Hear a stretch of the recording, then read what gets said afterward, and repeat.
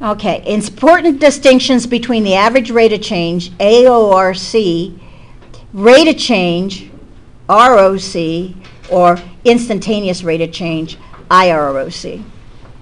So average rate of change from X1 to X2 measures how rapidly, on average, a quantity changes over an interval. So from year 1 to year 2. It's over an interval. Instantaneous rate of change measures how rapidly a quantity is changing at a specific point, year 1.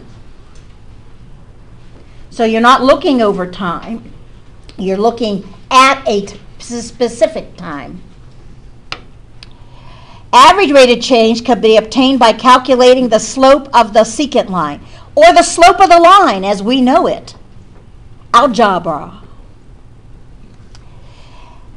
Instantaneous rate of change can be obtained by calculating the slope of the tangent line at a single point, taking the limit calculus.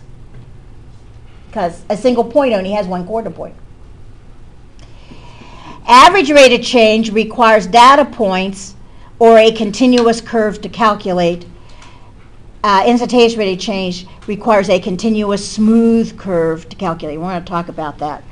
But notice continuity is in both of those. You can't take the derivative of something which is not continuous.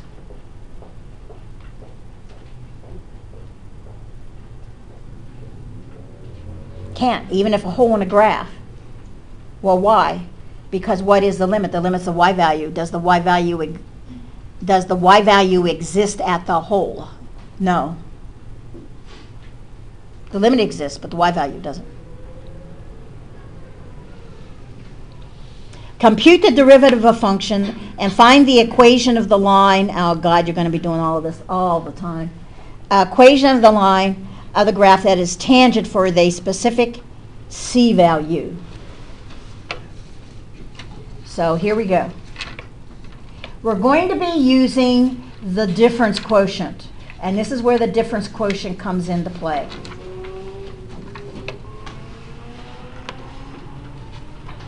We're going to want to ultimately take the limit as h goes to 0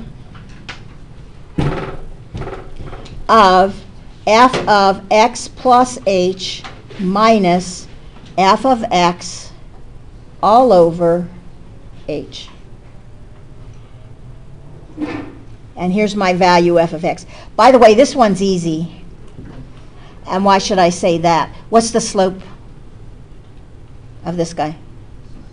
-7. He's always -7. So the tangent line would have a slope of -7, right? Because it is the line. The first thing I want to do is I want to start out with calculating this out.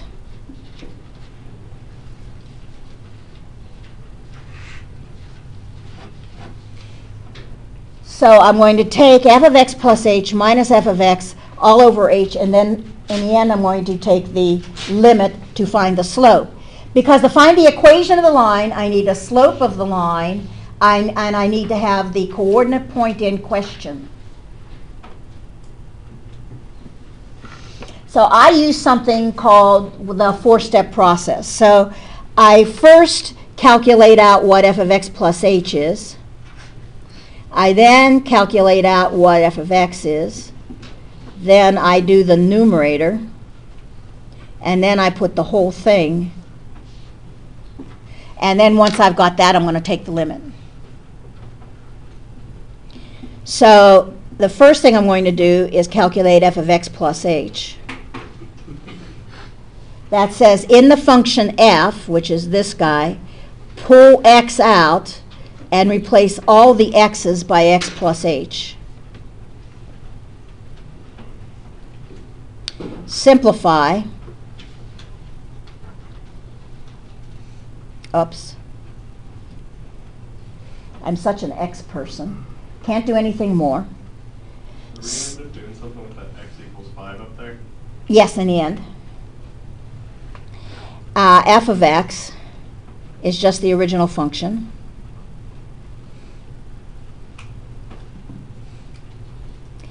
Now I take what I got in step 1 and subtract what I get in step 2. That's the numerator. So 2 minus 7x minus 7h minus step 2, more than one term, so that's in parentheses.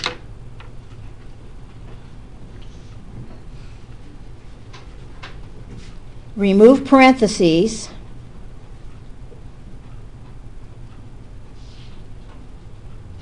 If I've done this correctly, the only terms left standing will be those that have h's in them.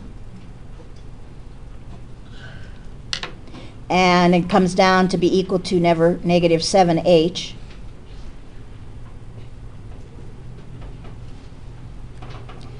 Step 4 says, now I'm going to take step 3 divided by h, which is f of x plus h minus f of x all over h. So it's minus 7h over h. H is reduced out. I get minus 7. So essentially, in the end, I'm going to take the limit as h goes to 0 of f of x plus h minus f of x all over h, which is the limit as h goes to 0 of minus 7, because that's what I calculated out. And the limit as h goes to 0 of minus 7 is? Does 7 have an h? Does he care where h goes? So what's the limit as h goes to 0 minus 7? Negative 7. What this tells me is that the slope of the tangent equals negative 7. Now I want to find the equation of the line. Well, I know the slope is negative 7, and if I know that f of x equals 2 minus 7x, at x equal 5, what's the y value? Well, f of 5, which is 2 minus 7 times 5, or minus 33. So I have the slope, I have a point, and if I have a slope and a point, what can I do? Find the line. Y minus y1 equals m times x minus x1, or y minus a minus 33 is plus 33 equals minus 7 times x minus 5. That's a perfectly good answer for the moment. Plus I've run out of room. If you want to basically work this out, this comes out to be y equals minus 7x plus 2 in slope-intercept form. Now what is this guy? This is the equation of the tangent line at x equal 5. That's what it is. Now, because the slope is constant, you give me any x value, the slope of the tangent line at that x value is going to be minus 7. And the equation will end up being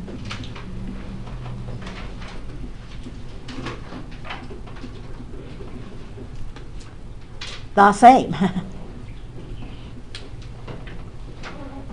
And notice, what is it? The same as the original.